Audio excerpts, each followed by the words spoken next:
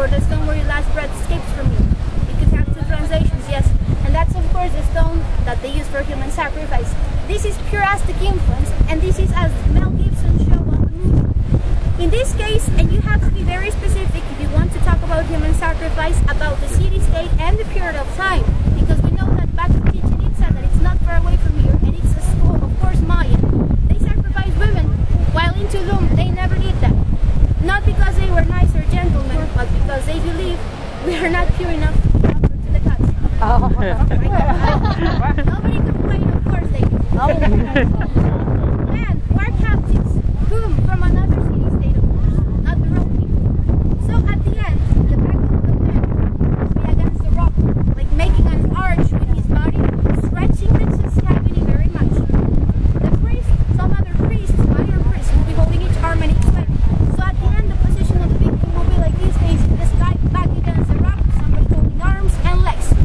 Of course, this person, according to the manuscript codices and the murals, the information that we have, painted in blue, the sacred color of Mayans.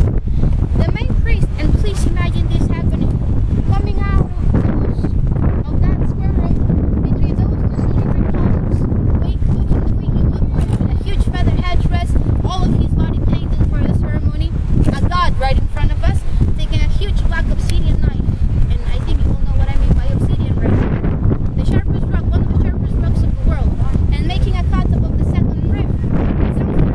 It is what happened. If you have the chest cavity stretching and one of the sharpest rocks in the world, it's a good combination because the chest cavity will easily open, and then it will be very easy to take your hand in, find the heart, and take it out.